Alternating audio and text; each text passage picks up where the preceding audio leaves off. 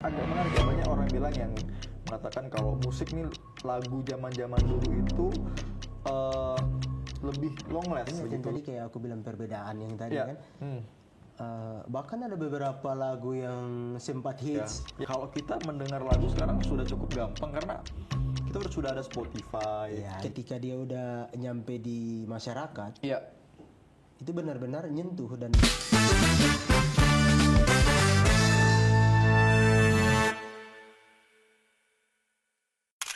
selamat tinggal, kisah tak berujung.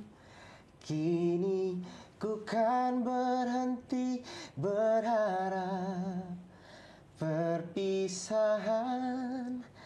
kali ini untukku akan menjadi kisah sedih yang tak berujung.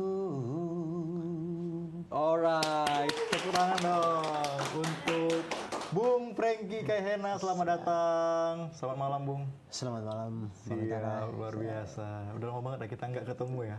Ya. Ya, ini kali kesempatan yang sangat-sangat senang sekali. Saya bisa undang Bung Franky bisa hadir di studio kita. Ya, kita Sama ngobrol-ngobrol, kita bahas tentang kesibukan Bung Franky juga di dunia musik dan lain-lain. Karena kita cukup penasaran nih. Beberapa kali gue ketemu Bung Franky dan kita kan sambil ini ya melihat ada penyanyi-penyanyi juga yang baik lokal maupun di luar ya gitu ya. Dan referensinya cukup bagus teman-teman seperti itu. Tapi sebelum jauh kita ke sana, Bung, mungkin bisa diceritakan sedikit Bung Franky ini asalnya dari mana, kemudian lahirnya di mana dan seperti apa ketika kecil hingga kenapa berminat untuk masuk ke dunia musik nih seperti itu.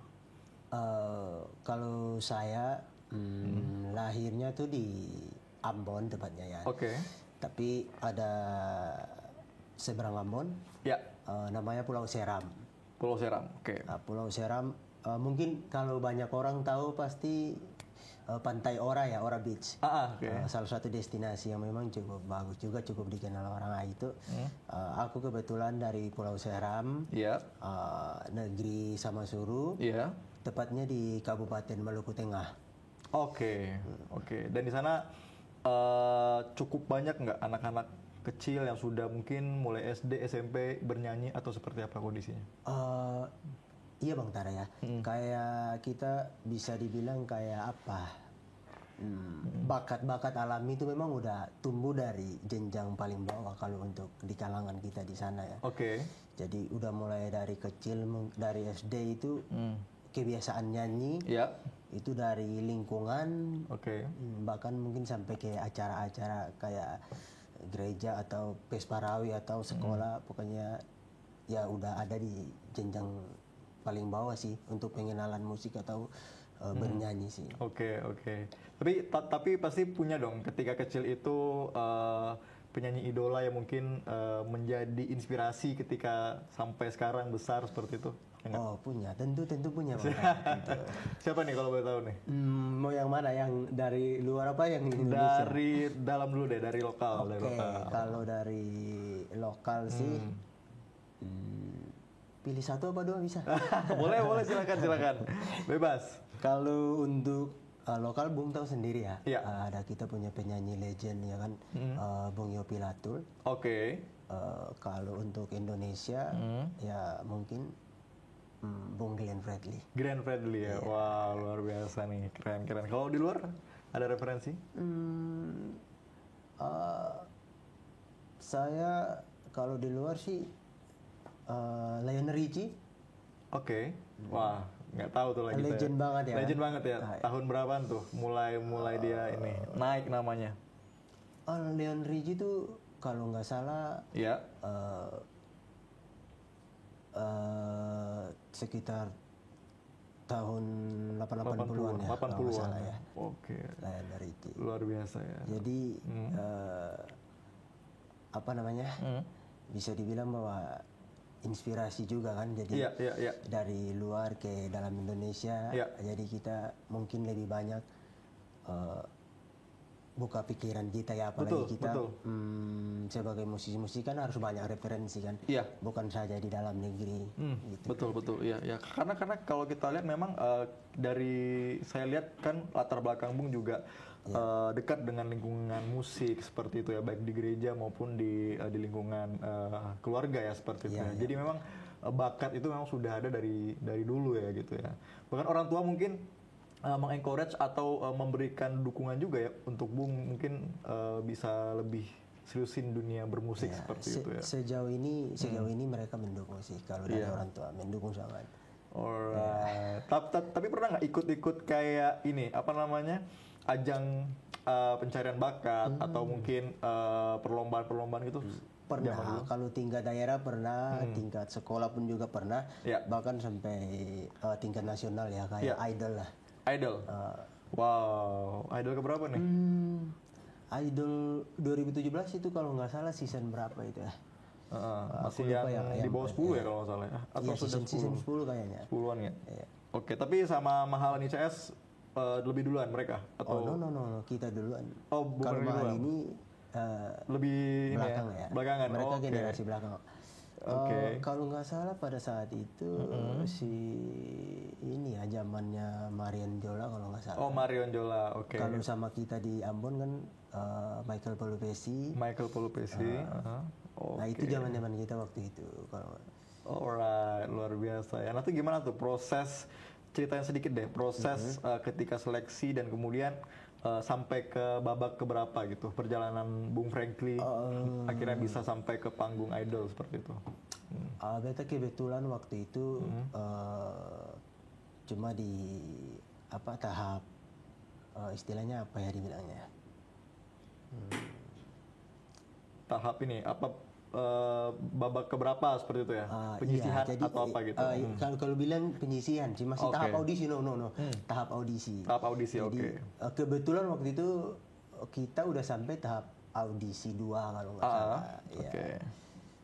Dan kemudian karena persaingan juga cukup ketat ya pada waktu itu ya. Tentunya Bang Tara tentu karena kita kan tahu kan bagaimana persaingan di idol itu kan cukup ketat. Jadi mungkin pada saat itu ya belumnya waktu kita atau mungkin waktu kita bisa berkarir atau bermusik di luar daripada Indonesian Idol kali. Benar luar biasa. Nah tapi ketika Bung Franky tidak sempat nih atau mungkin belum sempat untuk menginjak panggung yang lebih besar ya seperti itu ya. Tapi barangkali memang secara off air banyak juga ya diundang gitu ya. Nyanyi juga ya. Syukur ya. Oke, ada. alright. Wow, luar biasa nih. Ini pengalaman apa nih yang kira-kira menjadi pengalaman yang berkesan ketika Bung Franky ini bernyanyi mungkin selama masih di Ambon atau ketika di Jakarta atau ketika di Batam saat ini seperti apa? Pengalaman yang mungkin pernah menyanyi di depan siapa seperti itu atau dengan siapa dan lain-lain seperti itu. Oh ada Bang. Pernah itu waktu di Ambon ya. Iya. Itu kita pernah kayak ada salah satu komunitas yang memang Betul. Bergerak untuk mendukung Ambon City of Music kan pada saat itu ya. Iya. Kebetulan kita di situ berbagi panggung juga dengan ada legend kita waktu itu yang tadi saya bilang. Ini Bung Yopilato waktu itu masih ada almarhum. Terus generasi ke bawah sama Kakak Barili Kumahwa. Oke. Wow. Musisi-musisi dari Jakarta waktu itu ya, Kakak Barili Kumahwa, Bung Albert Fakdauer, terus sama Bung Jordi Waileuru, dan satu lagi Bung Sir Latifrisa. Oke. Jadi nyanyinya genre apa tuh pada waktu itu? Ada jazz, ada pop. Jadi pop Indonesia pun ada. Terus ada lagu-lagu lokal daerah kita juga karena di situ berbagai musisi pun kumpul. Jadi musisi lokal bahkan musisi dari Jakarta pun ada. Jadi lagunya waktu itu sih bebas karena panggungnya memang istilahnya panggung rakyat ya seperti itu. Panggung rakyat. Memang tujuannya buat sosial. Iya. Oke, luar biasa. Itu berarti mengartikan bahwasannya musik itu juga punya ini ya, punya peran penting ya dalam Iya, betul. dalam perdamaian ya seperti Iya, itu ya iya. Bung Franky ya. Oke, luar biasa ya. Dan teman-teman ini juga ketika bermusik itu sebenarnya apa sih yang dicari itu? Apakah hanya tujuannya menghibur atau tujuannya memang kepuasan diri sendiri atau seperti apa gitu sebenarnya? Eh, ini pun jadi pertanyaan juga ya, karena Ya. kayak ada polemik juga ya di Iya, dalam betul. dunia permusikan ini, karena ada musisi yang, maaf ya, maksudnya bukan dikategorikan ini ya, tapi Ya. ada yang mungkin sekedar untuk bermusik, ya kan, ya pasti kita tahu ya, mungkin tujuannya untuk komersil atau apa, Iya, jadi pendapatan atau apa. Betul. Tapi ada juga yang punya pikiran sangat logis bahwa musik itu bukan dari sisi ekonomi aja yang kita harus dapat, tapi Ya. nilai sosial itu ada juga. Ya. Saya punya satu cerita ya Bang Boleh. Tara yang Gimana tuh? mungkin itu menginspirasikan saya untuk, Ya. wow, saya kayaknya harus benar-benar berjuang juga nih untuk di musik, karena Ya. saya merasa bahwa terpanggil kayak itu ya. Betul. Kita tuh pernah komunitas juga di Ambon, masih di Ambon. Iya. Ini cerita masih di Ambon. Kita tuh udah beberapa kali ya, seingat saya waktu itu saya terlibat mungkin sekitar 3 atau 4 kali. Yang pastinya kayak gitu. Kita tuh melakukan penggalangan dana untuk bantu bencana alam, Ya. untuk bantu ada saudara-saudara kita Ya. yang sakit. Jadi nilai musik tuh bagi saya tuh sangat tinggi dan sangat bermanfaat. Iya. Bahkan lintas agama pun musik tuh bisa menghadirkan cinta buat kita. Jadi Betul.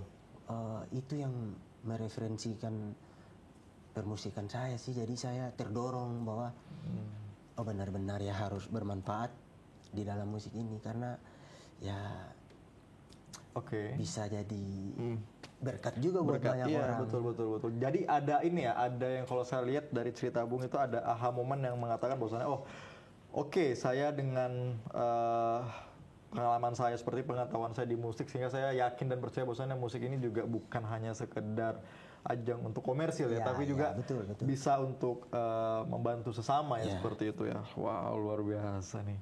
Ini jarang-jarang loh ini. Maksudnya ada penyanyi yang mungkin memang orientasinya ke sosial ya, dan membantu sesama seperti itu ya.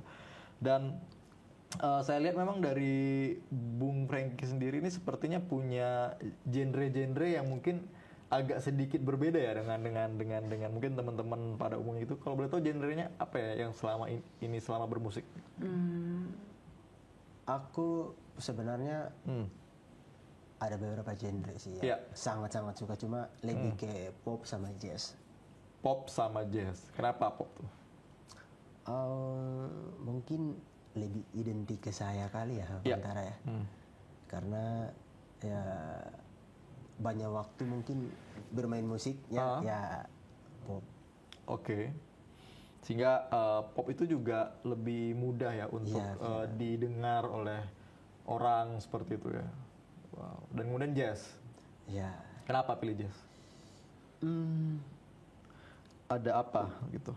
Itu kan identik dengan musik yang santai, yang mungkin musik yang didengar oleh beberapa kalangan gitu. Mungkin kalau orang-orang di beberapa daerah gitu tidak terlalu familiar ya dengan jazz ya. Tapi kenapa Bung memilih musik jazz gitu sebagai genre yang diminati? Senang juga, Bung. Iya. Senang. Aku kalau musiknya tuh bahkan kalau kita bilang unik. Oke. Kalau jazz, jadi kita sangat kayak senang banget. Jadi kayak selain di pop, kita dengar jazz tuh, aduh bawaannya enak, tenang. Jadi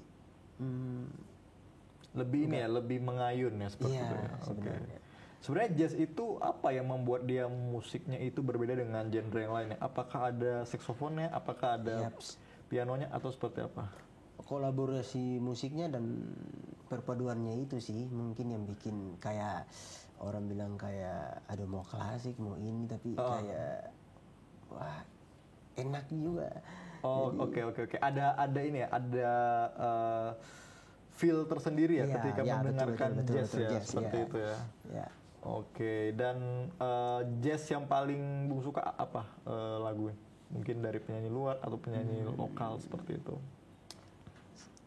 Kalau jazz sih penyanyi dulu kita ya, sekarang pun juga kayak Bung Andre Lesmana. Andre Lesmana. Oke. Itu penyanyi jazz. Ya, Oke. untuk generasi sekarang sih saya Bung masih. Berry juga ya sebagai Iya, Bung Berry basis ya, salah satu juga. di situ ya. Iya, Bung Berry Likumahua salah Bung satu Berry juga. Likumahua, Iya. betul. Nah, ketika Bung sendiri nih melihat musik itu juga kan sebagai alat untuk memberikan atau mencurahkan kreativitas ya seperti itu ya. Yap. Gitu. Nah, jadi dalam proses bermusik itu sebenarnya kapan musik itu dibilang dia menjadi musik yang dia ini musik yang kreatif seperti itu. Sebenarnya yang kreatif itu musiknya atau penulis lagu atau penyanyinya seperti itu, atau keseluruhan elemen-elemen tersebut. Bisa dibilang keseluruhan juga, maksudnya dari lirik, dari musiknya. Betul. Jadi musisi itu bukan saja kita menciptakan musik atau membuat lirik. Ya. Banyak orang kan kayak gitu. Jadi kayak istilah yang sekarang ya apa? FOMO itu. FOMO, iya betul. Musik FOMO itu kan kita bisa lihat aja kan. Musik ini dia bertahan sampai berapa lama sih? Oh, oke. Lagu ini dia bertahan sampai berapa lama? Jadi kayak viral gitu kan? Iya. Coba kita balik ke tahun 90-an, musik-musiknya. Oke. Masih didengar sampai sekarang. Oke. Karena lirik-liriknya tuh memang dibuat apa kita bilang ya, sangat bisa dibilang kayak terstruktur atau kreatif. Jadi mungkin lebih berdasarkan pada tujuannya yang benar lagunya, maksudnya. Betul. Jadi setiap penyampaian lirik atau kata-katanya itu tuh benar-benar bermakna dan punya tujuan yang mengarahkan bahwa lagu ini nih seperti apa. Betul. Ya, karena saya lihat memang lirik itu apa ya tadi ya, dengan lagu itu menjadi satu tubuh ya yang sangat-sangat penting. Artinya tadi berarti lagu itu juga seberapa tahan dia, karena bukan hanya siapa yang menyanyikannya, tapi mungkin apa yang dirasakan oleh pendengar ya, sehingga jiwa dari lagu itu. Itulah yang menyebabkan kadang ini nih agak menarik ya, banyak orang bilang yang mengatakan kalau musik nih lagu zaman-zaman dulu itu lebih long last gitu, lebih lama, lebih permanen ketimbang musik-musik yang ada sekarang. Itu fenomenanya betul ya, seperti itu ya. Bisa dibilang betul juga, Bung Tara, karena kita bisa lihat yang tadi kayak aku bilang perbedaan yang tadi kan. Bahkan ada beberapa lagu yang sempat hits pada beberapa bulan atau beberapa tahun yang lalu udah hilang dari peredaran musik Indonesia. Udah enggak mulai menurun, enggak seheboh dulu lagi. Iya. Karena sebenarnya kan agak lucu ya, kalau kita mendengar lagu sekarang sudah cukup gampang karena kita sudah ada Spotify, sudah ada YouTube, ya, sudah ada berbagai macam platform yang kita mungkin sambil tiduran sudah bisa mendengar gitu ya. Beda dengan zaman dulu kita putar kaset, putar piring hitam ya, seperti itu. Nah ini kan perlu waktu ya, perlu effort untuk kita memutar lagu. Tapi kalau sekarang kan memutar lagu kan cukup mudah seperti itu. Tapi memang ya balik lagi ya, kalau memang lagunya tidak memberikan kesan, tidak memberikan suatu makna yang mendalam atau makna yang khusus, mungkin itu berbeda sehingga pendengar juga lama-lama bosan ya. Iya, betul. Oke. Jadi yang kayak tadi aku bilang ya, Bang. Iya. Lagu itu harus punya jiwa.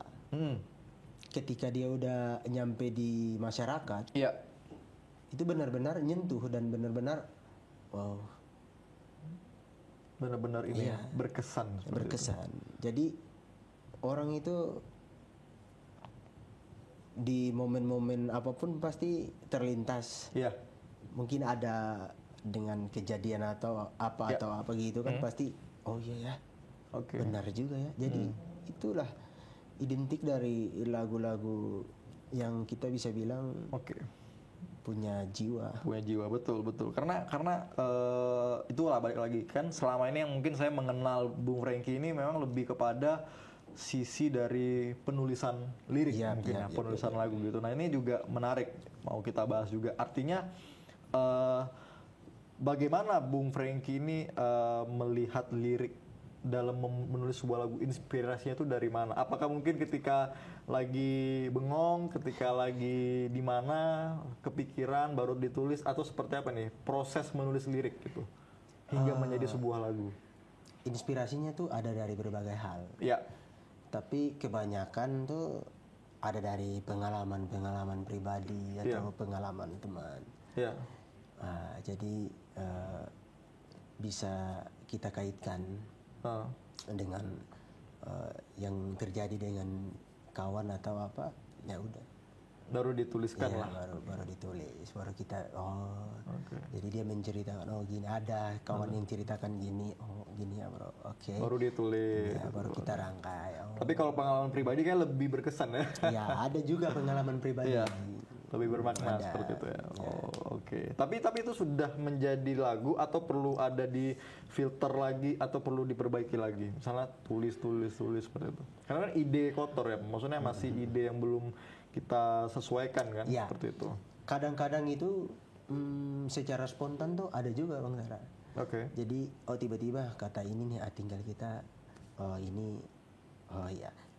kata ini tinggal kita sambung-sambung. Jadi satu kosakata itu dia bisa melahirkan beberapa bait atau beberapa paragraf lagi. Jadi satu kosakata bisa menggambarkan aja udah. Jadi gini jadi gini. Jadi misalkan saya kasih contoh, misalkan kayak patah hati ya. Ya, oke. Berarti patah hati, ini ceritanya tentang apa, dari situ kita udah bisa mikir, bisa terinspirasi, gimana ya, patah hati, jadi bisa, tinggal bikin intronya, kemudian ada badan lagunya, ada refnya, ada apa lagi, overtune ya, atau apa tuh? Iya boleh, bisa dibilang bisa gitu ya. Kemudian ada lirik bridgingnya ya, penyambung, kemudian baru penutupnya ya, kayak gitu ya. Itu tergantung dari kita mau bikin versi lagunya seperti apa. Wow, luar biasa nih. Tapi kalau kita lebih mendalam ya, ternyata setelah saya tahu orang-orang yang berada di balik sebuah lagu kan, kalau misalnya kita lihat teman-teman di rumah ya, mungkin melihat lagu itu cuma 3 menit, 4 menit, 5 menit seperti itu ya. Tapi orang-orang di belakangnya tuh cukup banyak ya, gitu ya. Seperti contoh dari penulis, kemudian editor, ada juga si penyanyinya sendiri, kemudian ada mixernya ya, orang yang melakukan mixing, kemudian ada apa lagi tuh, banyak lagi ya Bung ya. Bisa dijelaskan nggak itu? Mungkin peran-perannya tuh seperti apa? Oh iya. Masing-masing. Tentu ya Bang Tara, karena dalam satu pembuatan lagu tuh, yang tadi kayak Bang Tara udah bilang, kayak penyanyi nggak bisa jalan sendiri. Dia butuh orang yang buat musik. Dia mungkin juga butuh orang yang nulis lirik. Terus yang tadi mixing atau mastering. Atau mungkin vocal director juga harus ada gitu. Jadi dalam satu komposisi itu tuh memang butuh beberapa campur tangan sehingga bisa melahirkan satu musik yang benar-benar bermanfaat. Wow, luar biasa. Berapa lama tuh untuk menjadi lagu tanpa ada video klip ya, lagu doang gitu, menjadi satu lagu MP3? Nggak lama sih. Butuh waktu sebulan? Nggak nyampe 2 minggu. Bahkan lebih, sehari juga lebih bisa, atau 2 hari komplit. Tapi tergantung kualitasnya ya. Tergantung. Kalau mau yang paling cepat ya itu. Iya. Karena ada beberapa challenge ya teman-teman di rumah ya. Saya udah lihat itu dia membuat lagu around 15 minutes, 15 menit. Dia sudah jadi sebuah lagu gitu ya. Tapi memang ya lagunya ya apa adanya. Cuman bukan itu yang dilihat. Yang dilihat adalah proses dari tahap dia menulis, writing, kemudian kemudian dia membuat vokalnya, mengisi vokal, mengisi efek dan lain-lain tuh sampai menjadi sebuah lagu yang cukup unik itu 15 menit. Jadi artinya kalau misalnya teman-teman ingin membuat lagu yang lebih advance atau yang lebih bagus ya, berarti betul yang dibilang Bung Franky, seminggu atau sehari mungkin kita sudah bisa ya untuk bisa menghasilkan lagu itu sendiri gitu ya gitu. Dan kemudian proses lain lagi ya, kalau syukur-syukur ada dapur rekaman yang berminat, kemudian baru dikomersilkan kan, seperti itu. Oke, tapi sejauh ini Bung sudah menyanyikan berapa lagu nih misalnya? Lumayan banyak sih. Lumayan banyak ya. Maksudnya lagu yang dibikin sendiri misalnya. Oh, lagu yang dibikin sendiri. Sudah ada kan beberapa Progres kali sudah 3. draftnya. Oh, Progres 3 sekarang. Udah 3 sekarang. Oke. Udah berjalan 3. Ya. Ceritain dikit, 3 itu tentang apa satunya? Kebetulan yang satunya tuh lebih identik ke Indonesia Timur. Oke. Yang duanya lebih ke ya Cinta. ya cinta, bisa dibilang cinta. Iya. Lagu sekarang kalau nggak tentang, banyak kan itu cinta ya, cinta ke pacar, cinta ke orang tua, cinta ke apa lagi ya, mungkin mantan mungkin ya. Atau antar persahabatan seperti itu ya. Bisa jadi juga kalau Atau antar dia rindu untuk balik ke kampung halaman, kurang lebih lagu itu menyerap hal segitu ya. Terus kemudian galau ya, seperti itu ya. Contoh kayak Bernadia seperti itu ya, dan lain-lain. Luar biasa. Nah, menarik. Ini artinya gini loh, Bung Franky yakin bahwasannya titik kesuksesan seorang penyanyi kalau saya rasa adalah berapa orang yang menangis ketika mendengar lagu dari yang Bung Franky buat ya, seperti itu tuh menjadi kepuasan sendiri nggak seperti itu? Misalnya, wah, atau saya mendengarkan nih Kak lagunya relate dengan kehidupan saya gitu, atau seperti apa? wah itu bangga sekali dong. Iya. Kalau itu bagi pribadi itu memang sangat diapresiasi lah. Iya. Maksudnya kalau ada respon baik dari teman atau masyarakat bahwa wah lagunya bagus banget, lagunya keren. Nah, itu sangat, pasti menjadi itu ya, sangat-sangat menjadi. biasa lah. Kita senang lah ya senang banget. Sebagai seorang yang menulis bahkan yang menyanyikan ya, kita kemudian ada audiens yang menyampaikan hal seperti itu, dan kita cukup ini ya, berkesan lah seperti itu ya. Tapi pernah ada nggak sampai di titik sejauh itu seperti itu?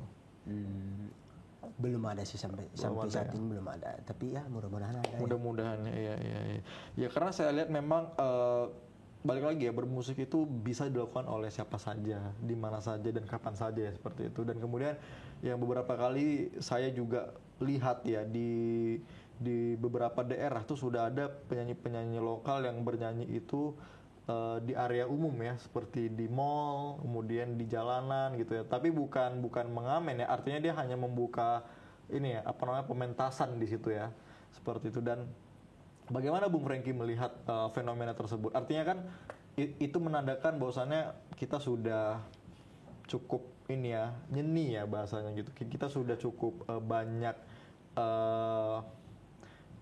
masyarakat sudah banyak tertarik gitu dengan musik seperti itu. Nah, kalau Bung Franky melihatnya seperti apa? Menarik kan? Iya sih. Ya sebenarnya itu yang sangat dibutuhkan oleh para seniman, kreativitas. Yeah. Jadi kreatif dalam membuat salah satu pentas seni, mau di tempat umum atau mau di mana, atau ya itu bebas sih. Yang penting nilainya bagus atau mungkin bisa dibilang bermanfaat, menginspirasi orang, ya boleh-boleh aja. Yang penting kreativitas dari apa yang mereka buat itu nyata gitu. Jadi benar. Ada lagi nggak ide-ide yang pernah Bung mungkin lihat atau teman-teman Bung melakukan pementasan itu di mana seperti itu? Di tempat-tempat yang mungkin tidak asing atau mungkin tidak umum gitu, ada nggak? Di mana, di tengah hutan kah, atau di atas gunung atau seperti apa gitu, ada nggak gitu? Kalau yang unik gitu. yang unik kebetulan kemarin aku tuh ada ikut beberapa berita di media dan aku ikut Ya. salah satu misalnya yang di Makassar ya. Iya. Apa itu? Aku lupa nama tempatnya tapi kayak orkestra ya atau apa gitu bikin konser musik festival di tengah hutan. Oke. Itu aku rasa, waduh itu idenya sangat kreatif dan sangat bagus, Iya. keren.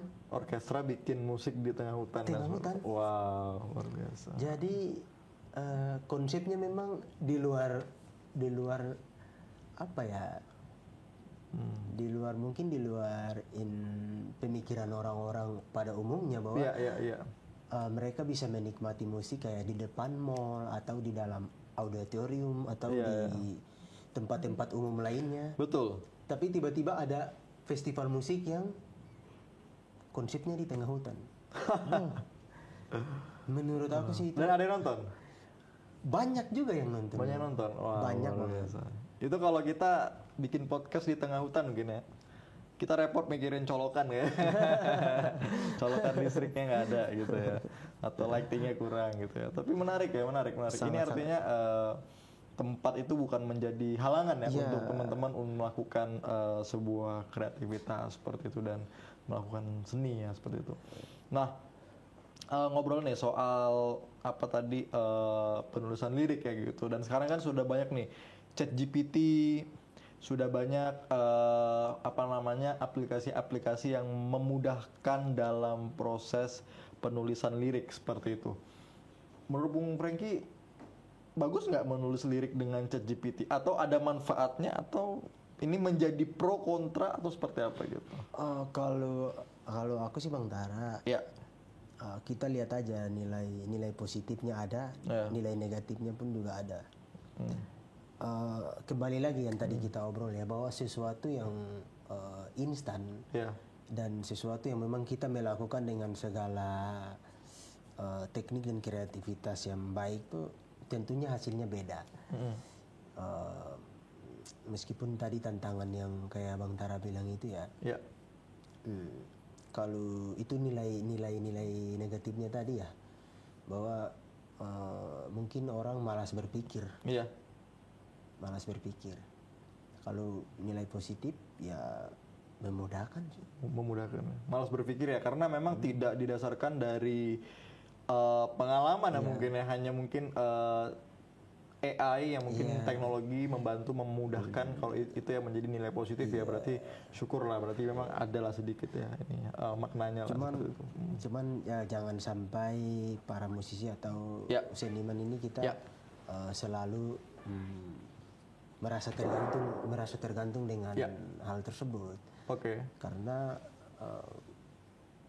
kreativitas dalam bermusik tuh luas. Apa aja bisa kita bikin, yang penting kita mau untuk berpikir. Luar biasa.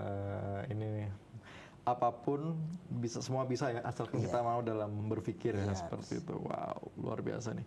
Nah, ngobrol-ngobrol nih tentang musik ya tadi ya, tapi lebih kepada sisi profesional.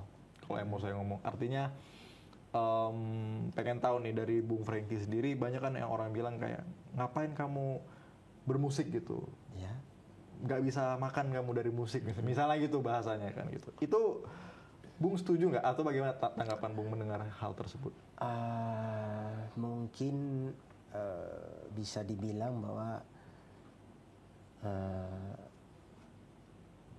mereka mungkin baru mengenal dari sebagian peristiwa yang ada di dalam bermusik ini. Kalau kita tekun dan benar-benar punya kreativitas yang baik dalam mengembangkan musik kita, ya tentunya tujuan komersilnya memang sangat bagus, nilai ekonominya buat kita pun sangat bagus. Jadi kalau orang yang bicara bahwa musik mungkin tidak bisa menjamin hidup kita, tapi tidak seutuhnya salah gitu ya. Itu ada gitu, juga itu mungkin perlu dipertimbangkan dan tergantung lah seperti itu ya. Karena iya kita lihat juga sekarang ya, ada musisi-musisi yang memang hidupnya sejahtera, ada juga yang tidak. Iya, betul. Jadi mungkin itu tergantung dari cara pengelolaan kali ya. Iya.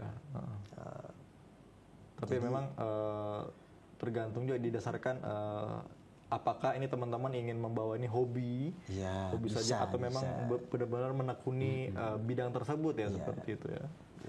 Oke, tapi kira-kira masa depan untuk bermusik itu ketika kita ingin menjadi profesional di bidang musik itu masih terbuka lebar nggak di era saat ini? Sangat terbuka lebar. Ya. Masih sangat. Contohnya gimana tuh? Apakah ada mungkin apa namanya kreativitas baru yang mungkin bisa dihasilkan dari musik atau seperti apa? Atau muncul profesi baru seperti saya lihat sekarang lagi marak ya musik, cuman mixing ya lebih kepada mixer DJ dan lain-lain seperti itu. Cuma kan itu lebih bukan olah vokal ya, lebih kepada teknik editing musik ya seperti itu. Cuman kalau musik sendiri, musisi sendiri itu sekarang masa depannya seperti apa gitu? Kalau dari Bu Franky lihat? Bang Tara kembali lagi ya tadi kita bilang ya tentang kreativitas kita. Artinya kalau kita udah terjun di musik dan kita mau bahwa musik ini jadi tujuan hidup kita ke depan. Dan tentunya kan dalam jangka panjang kan. Betul. Berarti kita udah mikir bagaimana kita berjuang di musik ini atau ada strateginya ya. Ada strategi mungkin itu ya. Iya, betul. Syarat-syarat seperti itu ya mungkin harus kayak gini, harus kayak gini. Jadi bukan kita berpikir bahwa wah ribet, wah gini. Enggak. Kita udah terjun di situ dan memang harus benar-benar buktikan bahwa masih bisa. Dan kalau untuk sekarang sih untuk bermusik sangat profesional di Indonesia ini masih bisa. Masih terbuka lebar. Karena perkembangan musik Indonesia ini kan cukup berkembang. Iya, benar. Mungkin salah satu yang menjadi kendala untuk saat ini mungkin yang kita lihat akhir-akhir ini ya Bang Tara ya, mungkin masalah royalti kali ya. Itu yang mungkin lagi panas tuh pembahasan sampai kemarin di DPR ya betul. sama LMKN ya, kalau nggak salah untuk pembahasan royalti. Mungkin itu jadi salah satu pertimbangan juga, tapi sementara itu berjalan juga kan para musisi senior banyak di Indonesia juga kan udah hidup dari itu, ekonominya pun didukung juga dari musik, banyak pendapatan juga dari situ. Betul. Jadi memang masih tergantung mindset kita ya, memang masih ada lah banyak peluang seperti itu ya untuk kita mau terus bermusik gitu. Dan tantangannya tadi sempat disebutkan oleh Bung Franky adalah terkait dengan masalah royalti dan lain-lain ya, berarti itu apresiasi kita terhadap musik itu. Ada nggak tantangan lain yang mungkin dihadapi oleh musisi-musisi saat ini seperti itu? Saya rasa mungkin yang paling besar itu aja ya. Problem itu ya. Oke. Tapi kalau mencaplok karya mungkin ini karya saya nih diambil atau diedit lagi itu seperti apa kalau Bung lihat? Kayak lebih tepatnya dibilang plagiat ya. Seperti itu. Kalau kita sih saranin di cover orang semisal gitu. Kalau di cover sih masih bisa ya kalau untuk tujuannya untuk promosi atau apa boleh-boleh aja, tapi kalau kita untuk tujuan kayak apa yang tadi kita bilang kurang bagus sih, karena kita kan pemusik juga kan butuh tahap, makanya pertumbuhan. Jadi kalau kita terus plagiat atau terus nyontek nih, misalnya. Jadi sisi positifnya ke depannya nanti seperti apa, progresnya nanti seperti apa. Kita nggak mungkin juga bergantung dengan hal-hal kayak gitu terus. Iya benar. Karena kalau seperti itu dia tidak berkembang ya sisi kreativitasnya. Sangat. Berarti hanya mengejar kuantitas ya, bukan kualitas ya, seperti itu. Betul. Jadi kayak tiba-tiba ada lagu viral, terus yang musisi satu, kita bikin lagu kayak gini nih, gini banyak kayak gitu Bang Tara, banyak kayak gitu. Jadi ditiru terus. Ditiru gitu. Jadi kalau musisi yang baik sih pasti mereka nggak berpikir kayak gitu, pasti mereka lebih ke kreativitas masing-masing, Oke. karakter masing-masing. Alright. Karena itu sangat tidak baik, Tidak baik ya. tidak bagus sih kalau. Betul. Ya, memang better adalah kita harus bersaing, tapi bersaing dengan sebuah karya seperti itu ya, benar. ditampilkan dan ditunjukkan, yaitu karya-karya yang orisinil ya, seperti itu dari diri kita sendiri. Nah itu. Nah kalau dari Bung Franky sendiri nih, untuk anak-anak muda sekarang nih ya, adik-adik kita atau teman-teman kita di luar sana yang mungkin secara bakat sudah terlihat nih, oh ya saya kayaknya pengen mendalami musik, saya pengen lebih mengetahui tentang dunia musik gitu, apa langkah-langkah atau kiat-kiat yang mungkin bisa diberikan kepada mereka seperti itu? Saran gitu. Banyak belajar sih. Kemudian, banyak belajar. ya. Terus kalau bisa inspirasi musiknya jangan dari dalam Indonesia aja, dari luar juga bisa, karena banyak musik yang memang bisa menginspirasi kita. Terus kreatif yang tadi kita bilang, kreatif Ya, jadi itu jangan aja sih. jangan stuck ya. Ya jangan stuck di situ. Jangan stuck. Oke. Betul, karena terus saja, karena saya lihat memang Indonesia ini juga orang-orangnya kreatif ya. Ya sangat kreatif. Apalagi juga pengguna media sosialnya tinggi, sehingga ketika teman-teman punya karya, punya suatu yang mungkin bisa dibanggakan, ya udah di posting aja ya, mungkin kemudian di share aja di sosial media, dan ya mudah-mudahan nanti juga akan tercapture seperti itu ya, dan juga akan terlihat bahwasannya ini merupakan karya yang kira-kira bisa berkembang gitu ya, sehingga kita juga merasa senang ya seperti itu. Iya betul. Luar biasa nih. Ada yang kira-kira Bung Franky pernah ini memberikan apa namanya sebagai teacher atau sebagai guru ke adik-adik di bawah Bung Franky yang mungkin ingin latihan musik itu? Ada. Kalau dulu di Latihan vokal ya lebih tepatnya. Iya. Bahkan di studio pun saya jadi itu ya, teaching ya, untuk melatih teman-teman ya. Kayak musik director gitu atau. Oke. Jadi apa, kita ada yang kesusahan di sini, kita arahin. Oke. Arahin ya. Vokal director di sini. Vokal director, oke. Jadi kayak kita arahin ini. Jadi nanti di sini improv, jadi kalau misalnya nggak nyampe atau mau pakai falsetto, kita contohin gitu. Atau kamu harus gini suaranya, atau ya kita arahin gitu. Oke, jadi ini ya, memberikan bimbingan ya gitu bisa kepada mereka seperti itu. Wow, luar biasa. Nah ini mungkin yang mungkin saya ingin tanyakan terakhir ke Bung Franky, karena Bung kan memilih jalan untuk mungkin tadi dari sebuah daerah yang dari awal tuh kita tahu sangat jauh dari kota ya, kemudian berpindah ke Batam, ke Jakarta. Artinya gini, kalau sepengetahuan saya adalah orang-orang yang mungkin bermusik adalah sangat gampang ketika dia tinggalnya tuh di Jakarta seperti itu.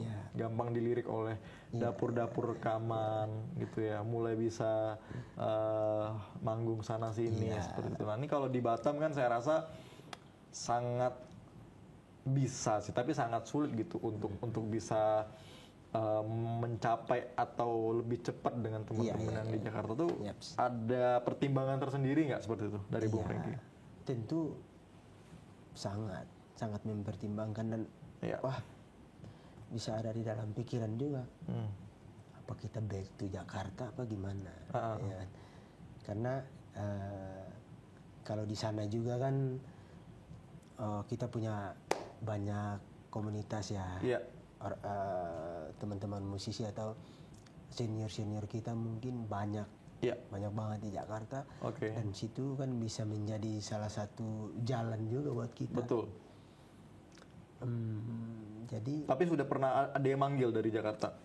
Ada, dan bahkan yang nanti ada beberapa lagu ini kan yang nanti ya semoga Tuhan saya mungkin dalam tahun ini Ya, itu amin, amin. kita kerjasama dengan ada musisi-musisi senior juga yang Oke. punya studio di Jakarta.